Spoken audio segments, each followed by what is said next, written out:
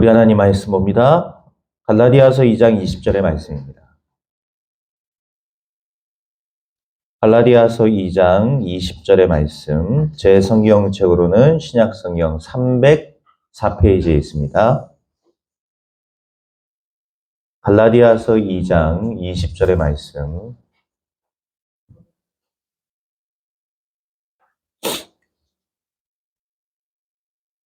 갈라디아서 2장 20절의 말씀입니다. 신약성경 304페이지입니다. 우리 다 찾으신 줄로 알고 우리 다 같이 한 목소리로 합독하도록 하겠습니다. 내가 그리스도와 함께 십자가에 못 박혔나니 그런즉 이제는 내가 사는 것이 아니요 오직 내 안에 그리스도께서 사시는 것이라. 이제 내가 육체 가운데 사는 것은 나를 사랑하사 나를 위하여 자기 자신을 버리신 하나님의 아들을 믿는 믿음 안에서 사는 것이라. 아멘. 오늘 제목 죽어야 할 것과 살아야 할 것이라는 제목을 가지고 이번 한 주간 동안 무엇이 죽어야 되며 무엇이 살아야 되는지 여러분 살아있을 때가 참 많죠. 내 자신이 살아있을 때가 많습니다. 그래서 문제될 때가 훨씬 많아요. 그냥 내가 양보하고 내가 죽어버리면 되는데 그게 안 되잖아요. 그래서 사실 문제될 때가 사실상 많이 있음을 우리가 확인할 수 있죠. 우리가 세상 속에 살면서 갈등할 일이 또 얼마나 많습니까? 세상적인 일들로 갈등할 때 많고, 또 뭐 세상적인 문제들 때문에 우리가 고민하고 갈등에 빠질 때도 많이 있습니다. 교회를 와도요, 교회 안에서도 갈등합니다. 교회도 여러분 사람들이 모이잖아요. 이 마귀가 가만히 있습니까? 여러분 은혜 받지 못하게 하고 말씀 붙잡지 못하게 하려단 말이에요. 여러분 같이 세계복음만 못하게 하는 겁니다. 그래서 어떻게 합니까? 교회 안에서도 갈등하게 합니다. 때로는 심지어 뭐 예배 시간에, 때로는 이 교회 안에서의 이 성도들과의 관계를 통해서도 이렇게 교회 안에서도 갈등할 일이 많이 생깁니다. 아니 나는 분명히 복음으로 결론이 났다고 하는데도 갈등합니다. 왜 그렇죠? 우리는 눈에 안 보이는 흑암에게 속을 수밖에 없기 때문에 그래요. 그래서 우리가 속지 않아야 됩니다. 자, 우리가 큰 갈등 속에 있을 때 어떻게 해야 되겠습니까? 오늘 본문에 나오는 바울은 큰 갈등 속에 있었습니다. 이런 큰 갈등 속에서도 오늘 본문 속에 오늘 본문의 말씀을 하는 거예요. 여기서 오늘 우리는 죽어야 할 것과 살아야 할 것이 나오고 있는 것이죠. 아마도 이 신약 성경 통틀어가지고 구원받은 자의 표현을 가장 잘한 표현이 오늘 본문의 말씀일 겁니다. 우리가 무엇으로 살아야 되며 무엇이 죽어야 될지를 오늘 말씀을 통해 우리가 꼭 알 수 있죠. 그래서 우리는 꼭 기억해야 될 게 있습니다. 뭘 기억해야 됩니까? 지금도 사탄은 눈에 보이지 않게 우리를 속이고 있다는 사실이에요. 분명히 예수 믿고 구원받고 끝나는데 이 흑암은 우리가 이 땅에서 실패하기를 원하면서 어떻게 합니까? 눈에 안 보이게 역사합니다. 이게 눈에 안 보이니까 어떻죠? 많은 사람들이 이 사단의 역사를 모르는 거예요. 심지어 어떤 분은요, 제가 이렇게 설교하다가 사단 얘기, 뭐 흑암 얘기 이렇게 얘기하죠. 그러면 얘기합니다. 아이 목사님 그런 얘기 좀 안 하면 안 됩니까? 아니 꼭 사단 얘기해야 됩니까? 꼭 귀신 얘기해야 돼요? 근데 성경은 우리에게 뭐 얘기하고 있죠? 우리 인간이 사단에게 속아서 그렇게 됐다는 거예요. 그렇죠? 창세기 3장에는 뭐 얘기하고 있습니까? 이 마귀 새끼가요. 사탄 마귀가 어떻게 해요? 인간에게 얘기한 겁니다. 하나님 필요 없다라는 거예요. 이걸 누가 했습니까? 이게 마귀가 한 거예요. 이게 사탄이 한 겁니다. 사탄이 인간에게 뭐라 얘기합니까? 네가 하나님처럼 될 수 있다. 이런 거짓말을 가지고 인간을 속였단 말이에요. 그러면 이때 역사했던 마귀가 죽었습니까? 지금도 동일하게 역사하고 있습니다. 아니 그런데 어떻게 얘기를 안 합니까? 안 그래요? 지금도 동일하게 살아서 역사하고 있습니다. 우는 사자같이 두루다니며 삼키를 자를 잡고 있어요. 첫 사람 아담과 하와를 속였던 이 사탄은 지금도 살아 역사하면서 인간을 실패시키고 특히 구원받은 하나님의 백성을 실패시키는 일에 앞장서고 있다는 사실이에요. 여러분, 속으면 안 되겠죠. 근데 인간이 이 창세기 3장에 속은 겁니다. 그리고는 어디에 빠져버리죠? 창세기 6장 네피림에 빠진 거예요. 이 네피림에 빠져서 흑암의 존재가 가득한 세상이 돼버립니다. 심지어 어느 정도냐? 이 사람의 생각하는 모든 것이 항상 악할 뿐임을 아셨다고 하셨어요. 지구상 통틀어서 하나님이 보실 때 의인은 노아와 그의 가족들밖에 없는 거예요. 그래서 하나님이 노아와 그의 가족들 외에는 홍수로 심판해버린 겁니다.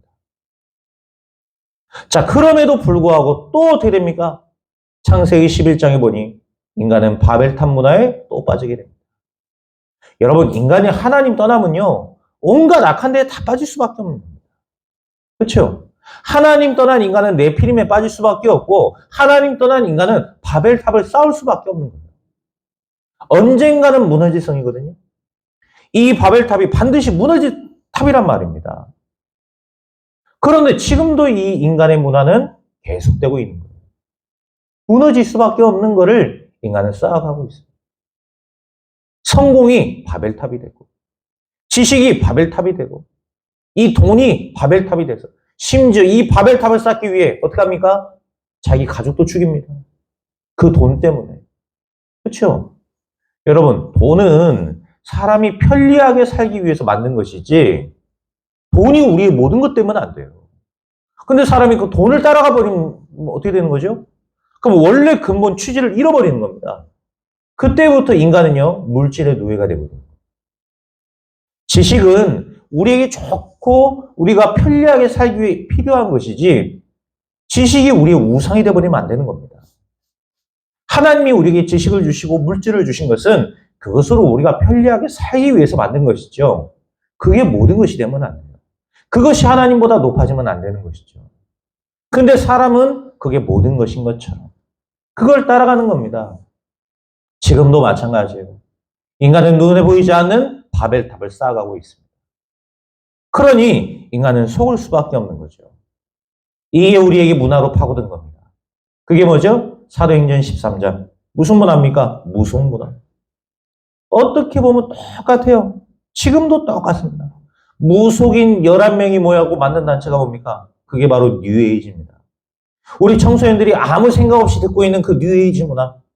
지금 뭐 영화를 통해, 그림으로 통해, 글을 통해, 또 뭐 음악을 통해 뉴에이지 문화가요. 우리 청소년들과 여러분 지금 막 후대 속에 막 급속하게 파고들고 있어요. 이 아이들이 보는 게 제가 뭐 웹소설, 웹툰 이런 거 보니까요. 온통 뉴에이지. 인간이 하나님이 되는 거예요. 내가 신이 되는 겁니다. 여러분 생각해보세요. 여러분이 하나님 된다고. 상상만 해도 대단하지 않습니까? 여러분 신이 돼보세요. 얼마나 대단합니까?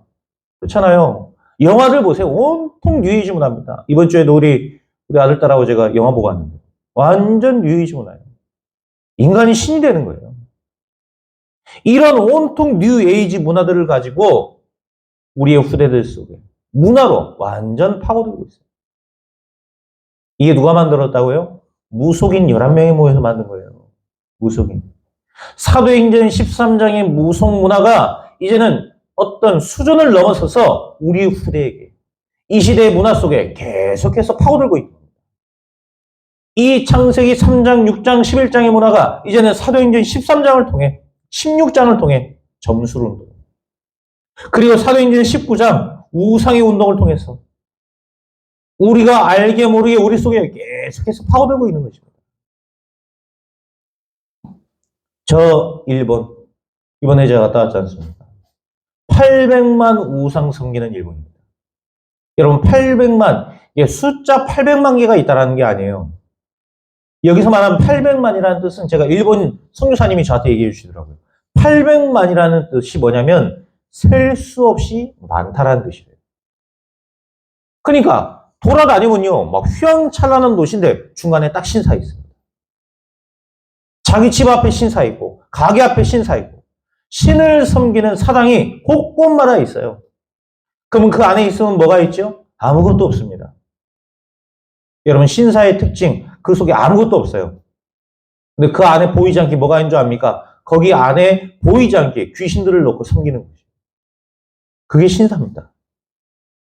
그러니까 저 일본 땅이요. 계속 재앙 오는 거예요. 근데 여러분 사람들 만나보세요. 사람들 얼마나 검소한지 모릅니다. 예? 뭐 차도 안 타요. 자전거 타고 다닙니다. 사람들이 얼마나 검소하냐면 집도요. 안 바꿉니다. 그대로요. 차도 옛날 차예요. 제가 이번에 가보고 깜짝 놀랐습니다. 택시가 우리나라 80년대, 90년대 타고 다니는 차 있죠? 그게 그 나라 모범 택시예요. 차도 안 바뀝니다. 사람들이 또 얼마나 검소하고요. 얼마나 또 예의 바른지요. 가면 곳곳마다 인사 다 해주고요. 심지어 내가 다 부딪혔는데 지네들이 나한테 미안하대요. 우리는 또 막 일본에 대한 막 감정이 있잖아요. 이것들이 독도를 지냈다니라고. 네? 이것들이 막 우리를 우리 땅을 찬탈해가지고 막 한동안 막 다스렸지 않습니까? 이거에 대한 한이잖아요. 우리가 어떻게 해요? 일본 가면 뭔가 막 확 밟아줘야 되고 이런 게 있잖아요. 일본 사람들은 안 그래요. 한국 사람인 거 아는데 부딪히면 자기네들이 먼저 미안하다. 우리 길만 하나 물어보니까 막 얼마나 친절하게 우리를 데리고 갖다 주는지. 물건 하나 사니까요. 안 줘요. 딱 포장해가지고 밖에 문까지 딱 배웅해주면서 딱 주더라고요. 사람들이 얼마나 경우지고 예의 바르고 그런지요. 그런데 이런 사람들이 영적인 사실을 모르니까 귀신 섬기는 거예요. 이렇게 예의 바르고 굉장히 훌륭한 사람들인데 여러분 우상 숭배는 그 훌륭함과 상관없습니다. 사람이 차가워 음상하고 그런 거와 상관없어요. 그러니까 저 사람들이요. 우리나라를 그렇게 침략하고 짓밟았고 전 세계에 전쟁을 일으키고도 사과 한 번 안 하지 않습니까? 아직도 사과 안 합니다. 그렇죠? 그게 이 사람들한테는 당연한 거예요. 우리나라의 그 여자들을, 처녀들을, 우리 10대 학생들을 위안부로 다 끌고 보내놓고도 여러분 부끄러워하지도 않습니다. 그렇죠? 그게 당연한 거라고 생각해요. 심지어 여러분 그 일본 땅에 돌아다니면 어떤 줄 아세요? 남자 호스트들 사진을요. 남자 쉽게 하면 몸 파는 남자들이에요. 사진을 곳곳마다 쫙 붙여놨어요. 그래갖고 여기 와라. 남자들이 쇼하고 남자들이 이 술 따라주고 여자를 모시는 거예요. 그런 문화가 일본 땅에 아예 그냥 뿌리내려 있습니다. 그러니 우리나라의 이 아이들을 위안부로 보내 전혀 그게 이 사람들에겐 부끄러운 문화가 아닌 거예요. 우리가 왜 사과해야 되냐? 그래갖고 니네 돈 벌었지 않냐? 이렇게 아주 당연한 문화로 생각한다니까요. 여러분 이게 우상숭배의 문화입니다. 이게 우상숭배의 문화예요. 꼭 보세요. 무속인 그 거리 있죠. 무당촌 옆에는 반드시 사창가가 있습니다. 우상과 음란은 절대로 떨어지지 않아요. 이처럼 저 일본 땅. 여러분 저 네팔 같은 나라 보세요. 섬기는 우상이 몇 개인 줄 압니까? 1억 8천만 개입니다. 1억 8천만 개. 저 네팔은요. 심지어 자기 발바닥도 하나님으로 믿습니다. 자기 발바닥에다 문신 새겼고 하나님으로 믿어요. 그 여러분 뭐 타투나 이런 문신들 있죠. 요즘 뭐 청소년들이 이게 문화다 하면서 몸에다 새기는데 그게 원래는 자기 몸에 우상과 신을 새기는 거예요. 그러니까 막 이상한 눈깔 막 이런 거 그리고 하지 않습니까? 용 그리고 하잖아요. 자기를 지켜주는 신인 거예요, 그게. 그게 사실 문신이고 타투입니다. 이런 것들을요, 몸속에 새기고 발바닥까지 새기고 심지어 자기 발바닥에다 기도한다니까요? 이게 네팔입니다. 근데 보세요. 얼마나 수많은 지진과 재앙과 고통이 찾아옵니다. 이런 문화들로 가득한 겁니다. 여러분 그래서 복음 아닌 사람이 절대로 세상 못 살립니다. 복음 가진 자라야만 세계를 살릴 수 있는 거예요. 지금 완전히 이런 흑암의 문화가 되어서 우리의 후대들 속까지 파고들고 있는 것입니다. 그러니까 요한복음 8장 44절 너희는 너희 아비 마귀에게서 났으니 여기에 사는 사람들이 눈에 안 보이게 사탄의 인도를 받고 있는 거예요. 마귀 자녀니까요. 흑암의 인도를 받고 살 수밖에 없는 겁니다. 출애굽기 20장 3절에서 5절 그래서 신사를 찾아다니고 절하고 돌에게 절하고 나무에게 절하고 바다에 절하고 하늘에 절하고 우상 만들어 절하고 그렇게 살아가는 것입니다. 마태복음 11장 28절 그렇게 우상 섬기며 사니까 어떻죠? 정신적인 문제, 마음의 병, 영적인 질병, 이런 것들이 계속해서 찾아올 수밖에 없는 것입니다. 그러다 사도행전 8장 4절에서 8절, 육신적인 고칠 수 없는 불치병, 이런 난치병, 의학은 발전하는데 어떻습니까? 인간이 고칠 수 없는 수많은 불치병과 난치병이 더 발전되고 있습니다.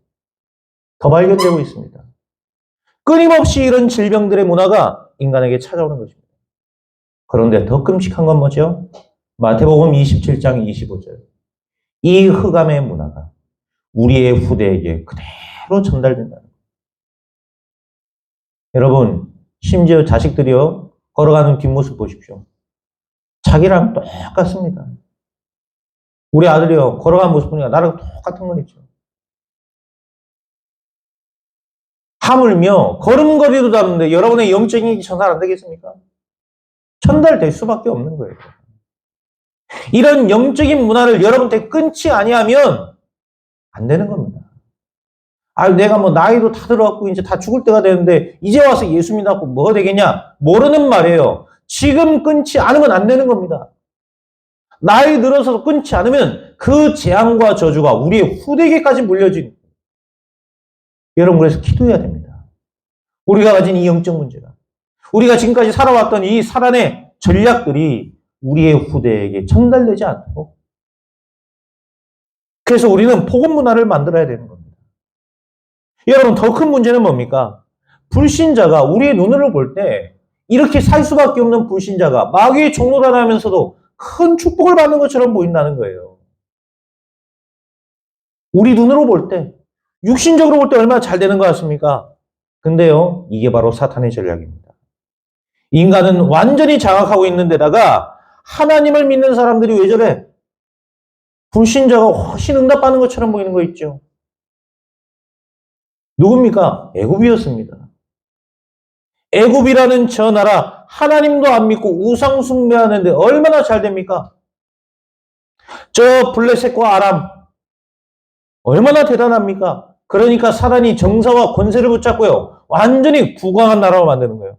아수르, 바벨론, 바사 제국, 지금 이란이라는 나라입니다. 페르시아. 굉장한 대제국을 건설했습니다. 저 로마,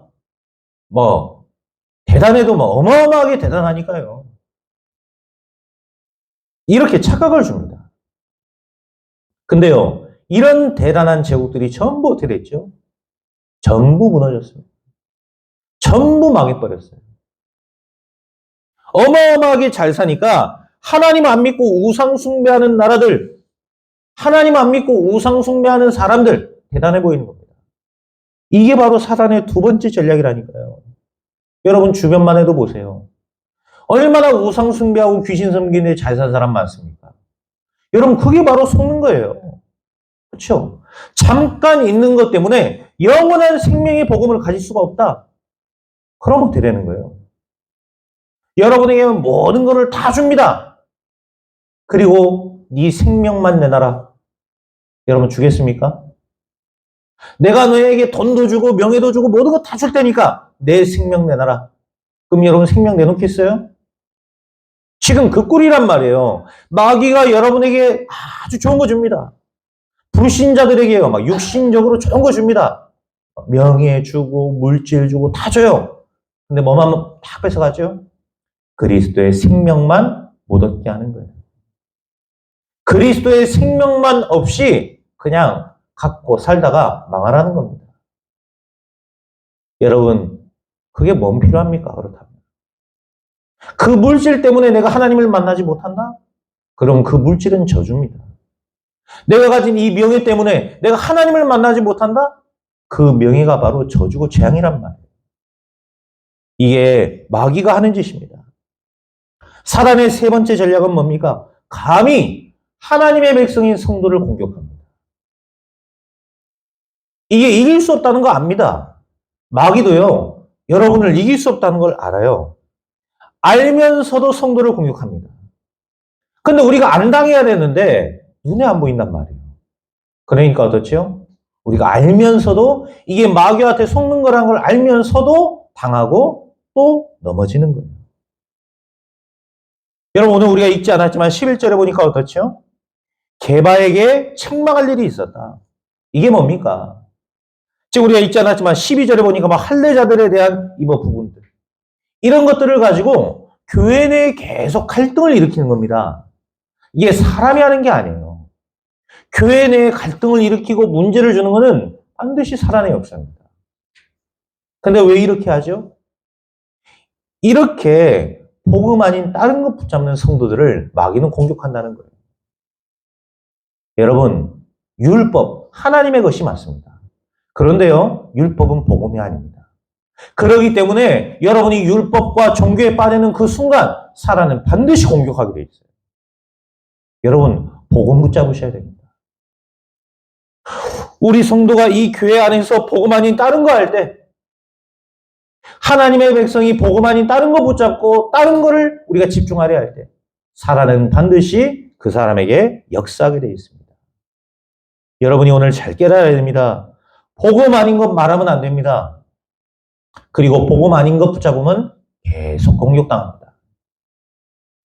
속지 않고 반드시 승리하시길 바랍니다. 우리가 이 사단에게 속지 않고 승리하기 위해 오늘 여러분 꼭 두 가지 알고 가셔야 됩니다.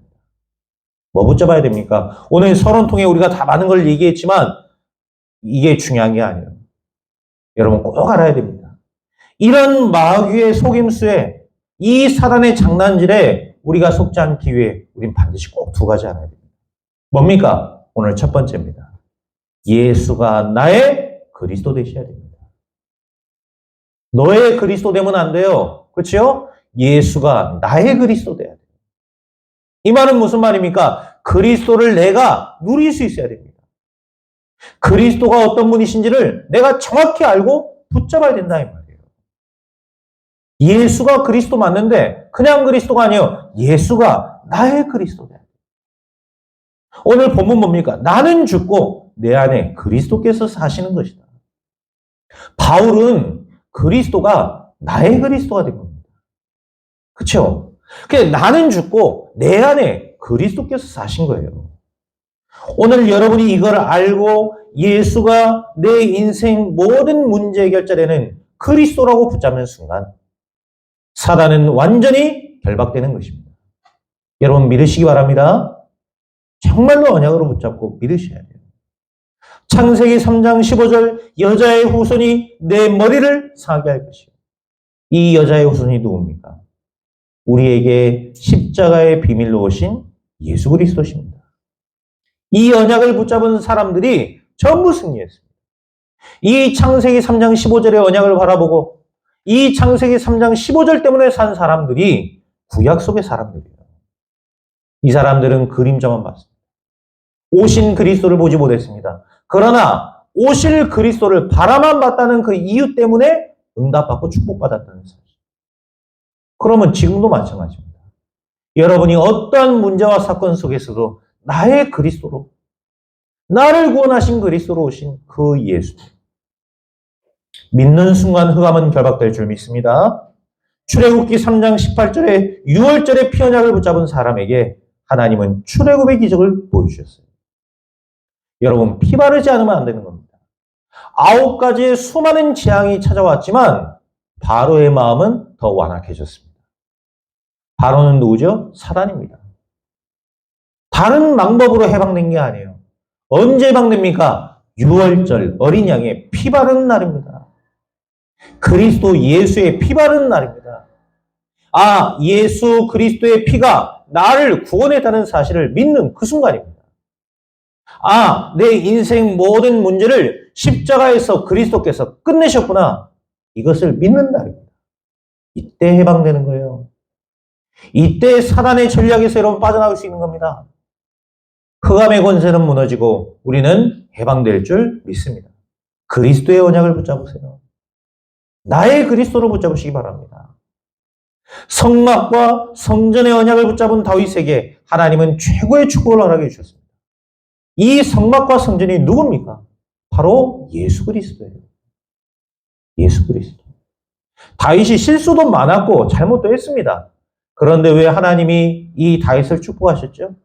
내 마음에 합한 자라고 내 마음에 완전한 자라고 하신 이유가 뭡니까? 성막 되시고 성전 되신 그리스도 중심으로 살았기 때문입니다. 여러분 그리스도 중심으로 사세요. 내 생각, 세상 소리 여러분 다 지나갑니다. 그리고요 여러분을 살릴 수 없습니다. 우리가 그리스도 중심으로 살 때 정확한 성령 인도받게 될 줄 믿습니다. 그리스도께서 내 삶을 인도해 주셔야 되는 거예요. 이사야 7장 14절에 보니까 예수님 오시기 전에 700년 전에 살았던 선지자입니다. 그런데 이 이사야 선지자가 예수님이 어떻게 태어나실 것과 어떻게 죽으실 것과 어떻게 부활하실 것과 어떻게 성령으로 역사하실 것을 정확하게 예언했어요. 놀랍지 않습니까? 700년 전 선지자입니다. 이런 놀라운 축복을 보게 된 겁니다. 비록 이사야는 죽임을 당해 죽었습니다. 여러분 결국 인간은 죽습니다. 어떻게 죽었냐 그게 중요한 게 아니에요. 인생에 어떤 작품을 남기다 갔냐 이게 중요한 겁니다. 사는 동안 어떤 삶을 살다 갔냐는 거예요. 이사야 어떤 인생을 살았습니까? 이사야서는요 구약의 복음서라고 불리는 만큼 어마어마한 축복을 받고 살았습니다. 비록 죽음을 당했지만 이 이사야 선지자는 오실 그리스도를 바라보며 축복받은 인생을 살았던 것입니다. 마태복음 16장 16절 주는 그리스도시요 살아계신 하나님의 아들이시니이다. 여러분 이 고백을 한 베드로에게 하나님은 로마의 복음화의 기적의 역사를 보여주셨습니다. 그래서 오늘 멸망받을 수밖에 없던 나는 죽고 나의 그리스도 되신 예수님께서 내 안에 살아야 되는 것입니다. 여러분, 예수가 나의 그리스도입니다. 그렇죠? 여러분이 스스로 주인 되려 하지 마시고 예수가 나의 주인 되시고 예수님이 나의 그리스도 되시는 놀라운 축복의 한 주를 사실 수 있기를 그리스도 이름으로 축원드립니다. 그러면서 우리는 두 번째로 뭘 붙잡아야 됩니까? 이 예수가 그리스도일 뿐만 아니라 그리스도가 나의 주인 되실 때 진짜 역사가 시작된다는 거예요. 이 그리스도가 나의 주인이십니다. 내가 나의 주인인데? 아닙니다, 여러분. 큰일 납니다, 여러분. 그렇죠? 내가 내 주인 되면 큰일 나요. 네? 내가 낸데 뭐 이런 사람들 많아요. 경상도 사람들만 알아듣는 소리. 내가 낸데. 내가 막 그러고. 얼마나 자기 자랑 막 하고요. 얼마나 내가 살아있는지. 여러분 그런 사람들 보시고요. 한번 어떻게 되는가 보세요. 나는 그런 사람 치고요. 잘됐다는 사람 본 적이 없습니다. 안 그렇습니까? 내가 주인 되어 살 필요 없습니다. 오히려 내가 주인 되어 살면요. 내 인생이 더 고단하기만 할 뿐이에요. 여러분 주인 바꾸셔야 됩니다. 주는 그리스도시요 살아계신 하나님의 아들이십니다. 여러분 이 고백을 한 베드로에게 어떤 축복이 왔는지 아시죠? 너는 베드로라. 내 교회를 반석 위에 세우겠다. 반석이 뭐죠? 흔들리지 않는 어마어마한 강한 돌입니다. 내가 흔들리지 않는 교회를 네 위에 세우겠다. 흔들리지 않는 믿음을 너에게 주겠다. 음부의 권세가 이기지 못할 것이다. 흑암의 저주의 권세가 너를 절대로 이기지 못할 것이다. 내가 내게 천국 열쇠를 주마. 그래서 여러분들이 이곳에서 기도하는 그때 하나님의 나라가 임하는 것입니다. 오늘 주는 그리스도시요 살아계신 하나님의 아들이십니다. 이 고백한 게 뭡니까? 예수님이 나의 주인이라는 거예요. 예수님이 주인 되실 때 베드로의 고백되는 이 고백이 여러분에게 회복되고 예수님이 주인 되실 때 이 예수님이 주셨던 축복이 우리에게도 동일하게 임하는 것입니다. 이 신분의 권세와 축복이 이번 한 주간 여러분에게 임하게 될 줄 믿습니다. 어두운 세상이 지금 들이닥쳤습니다. 아까 우리 장로님 기도하셨잖아요. 전쟁으로 가득합니다. 지금 이 땅이요. 지금 우리나라가 안 그랬을 뿐이죠. 전 세계가 지금 전쟁에 빠져 있습니다. 그로 인해 많은 사람들이 경제 위기를 만났습니다. 그뿐입니까? 저 지진이 나가지고요. 수만 명이 죽었습니다. 그뿐입니까? 지금 온갖 질병들을 가지고요. 전 세계에 또 빠져 있습니다. 흑암의 문화가, 어두운 세상이 우리에게 들이닥쳤습니다. 이때 여러분 예수가 그리스도다. 예수가 우리의 구주시고 예수가 우리의 왕이시며 예수가 우리의 주인 되신다. 세상 사람들이 볼 때요. 이 얘기 미친 소리 같습니다. 그렇죠? 그런데 이 미친 소리 같은 소리가 여러분이 입술에 선포될 때 흑암의 세력은 완전히 결박받고 무너지는 것입니다. 세상 사람들이 볼 때는 말도 아닌 소리라니까요. 그런데 이 말도 아닌 것 같은 소리가 여러분이 고백할 때요. 흑암의 나라가 무너지고 하나님의 나라가 임하는 놀라운 역사가 임하는 것입니다. 제가 어제 우리 라오스 놓고 기도하고 있잖아요. 지금 우리 교단의 교회가 그곳에 없단 말입니다. 근데 라오스는 공산주의 국가예요. 그래서 선교사들이 다 추방됐습니다. 그러다 보니까는 제대로 된 교회가 없어요. 그런 와중에 동남아 선교에서 우리 교회에 라오스를 맡겼단 말이에요. 근데 지금 우리 교단에도 그쪽에 관계된 사람이 아무도 없는 거예요. 우리 계속 기도했지 않습니까? 근데 어제요, 라오스에 있는 집사님과 연결이 됐어요. 드디어. 라오스에서 사업을 하고 있는 집사님. 이 집사님하고 같이 연결이 돼가지고요, 이제 우리 라오스를 놓고 기도하고. 제가 예전에요, 우리가 계속 뭐 라오스 복음화해야 된다, 개척해야 된다, 계속 기도했잖아요. 근데 거기에 뭐 시스템이 아무도 없으니까 들어가긴 한번 들어가야 되는데 내가 갈등이 오더라고요. 아무도 없는데 내가 들어가고 뭐 해야 되냐. 말도 안 통할 거 아닙니까. 물론 성령께서 역사하시면 되겠죠. 근데 아무것도 없단 말이에요. 근데 내가 들어가고 뭐 할 겁니까? 뭐 여행이나 다니고 말 거예요? 뭐 그런 갈등이 오더라고요. 그런데 가야 되냐 이런 마음이 드는 거예요.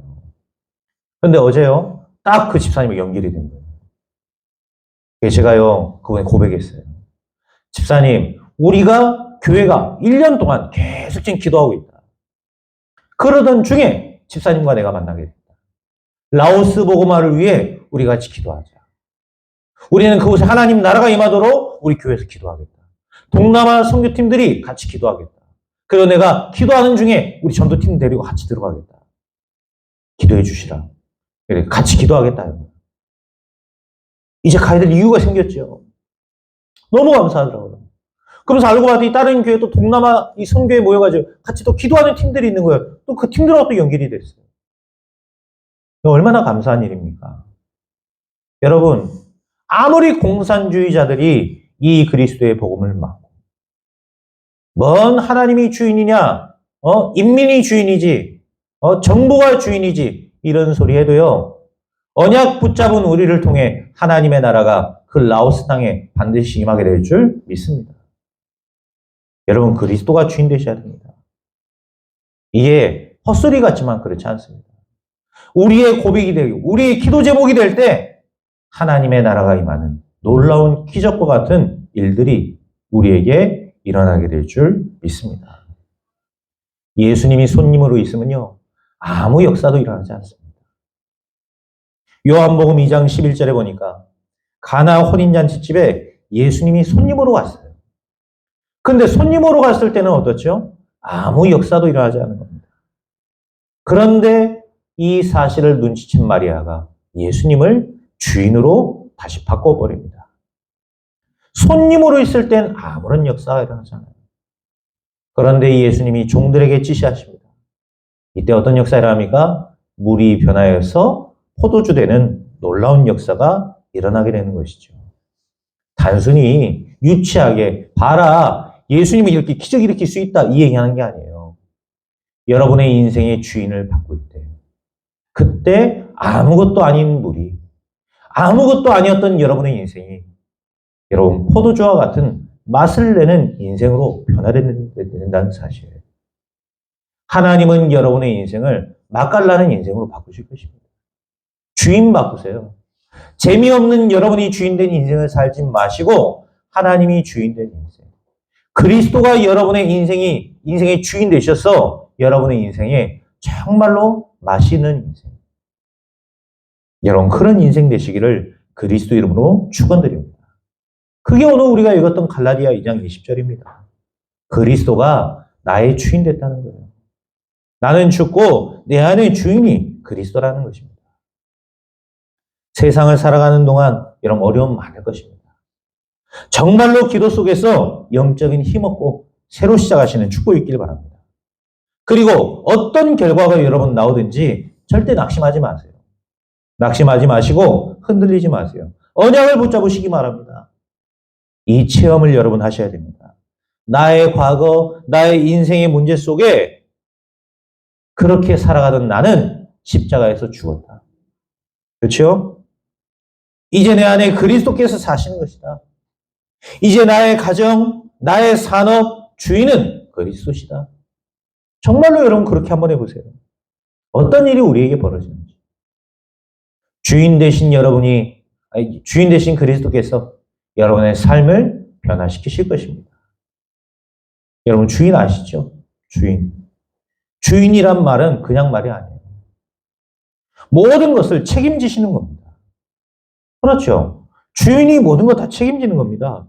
주인이 얼마만큼 중요하냐? 문제가 나도 다 책임져야 됩니다. 그렇죠?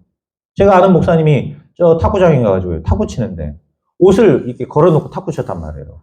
근데 한 시간 치고 딱 보니까 옷이 없는 거예요. 옷 속에 지갑도 있고 돈도 있고 뭐 다 있는데 그 옷이 사라져버린 겁니다. 그러니까 주인한테 얘기해서 옷이 사라져버렸다. 돈도 있고 지갑도 있는데. 그 주인이 나는 못 봤다는 거예요. 그러니까 이제 이 목사님이 얼마나 당황스럽습니까? 내가 거짓말하는 게 아니고 내가 거기 지갑도 있고 다 있다. 근데 나는 목사다. 내가 거짓말 하겠냐? 내가 거기다 옷 걸어놨는데 그 옷이 없어졌다. 그러니까 주인이 끝까지요. 나는 모른다는 거예요. 결국은요. 그 목사님 손해봤습니다. 옷도 잊어버리고 지갑도 못 찾았어요. 근데 어쩔 수가 없는 겁니다. 이유가 뭔지 아세요? 주인한테 안 맡겼어요. 그렇죠? 그 아래 뭐라 써있냐? 귀중품은 주인에게 맡기세요. 주인에게 안 맡긴 겁니다. 그러면요, 주인이 책임질 수가 없는 거예요. 결국 옷도 날라가고 지갑도 날라가고 돈도 못 찾았어요. 여러분, 그게 주인입니다.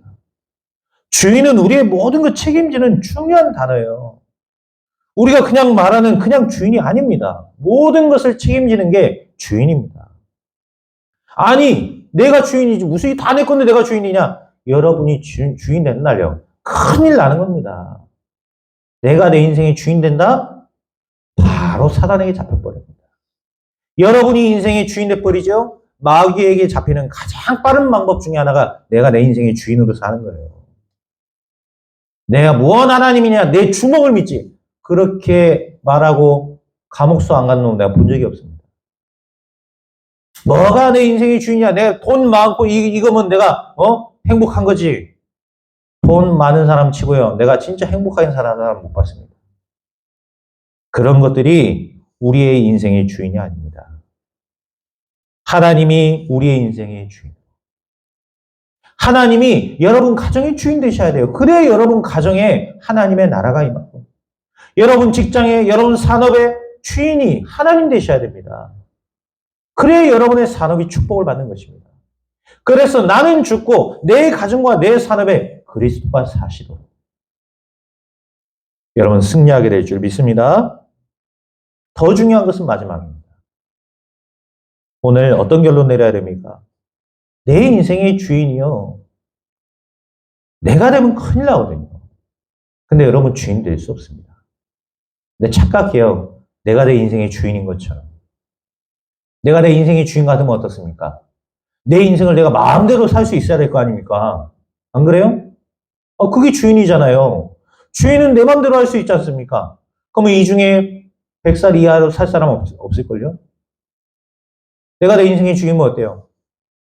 내가 봄날에 태어났어. 따뜻한 봄날에 태어났어. 그렇죠? 한 번도 안 아프고 먹을 거 먹고 싶은 거 내가 다 먹고 입고 싶은 거 다 입고 나이 이제 살아도 한 150살까지 살다가 한 가을쯤에 과일 많이 있을 때 맛있는 과일 먹고 돗자리 피고 거기서 이제 소풍도 하고 파티도 하고 즐기고 그러다가 가족들 다 모아놓고 이제 내가 갈 때가 됐다. 이렇게 좋은 날 내가 갈게 하고 인사하고 그러고 가야 될 거 아닙니까? 근데 그렇게 갈 수 있습니까, 여러분? 그렇게 못 갑니다. 그렇죠? 여러분 마음대로 갈 수 있는 삶이 아니라니까요. 주인이 부르면 가야 되는 거예요. 여러분의 주인이 오라 하면 가야 됩니다. 그러니까 여러분의 인생의 주인은 여러분이 아니라니까요. 착각하시면 안 됩니다. 내가 내 인생의 주인이다. 무슨 말이에요? 우리의 인생의 주인은 하나님이십니다. 여러분, 정말로 주인 바꾸시는 축복이길 바랍니다. 그리스도가 이번 한 주간 여러분의 주인 되어서 내 인생의 삶이 정확하게 그리스도의 인도받고 성령의 역사 속에 들어가는 은혜와 축복을 누리시고, 그래서 나는 죽고 내 안에 오직 그리스도만 사시는, 죽어야 될 것과 살아야 될 것이 정확하게 여러분 속에 그림으로 그려져 놀라운 축복과 은혜 한 주간을 보내시기를 그리스도 예수 이름으로 축원드립니다. 기도하겠습니다. 주님 감사합니다. 내 인생의 주인 되신 그리스도께서 이번 한 주간 나를 정확하게 인도하실 줄 믿습니다. 성령의 인도받아 하나님과 함께하는 놀라운 비밀을 누리게 하옵소서. 감사드리며 우리 구주 예수 그리스도의 이름으로 기도하옵나이다. 아멘.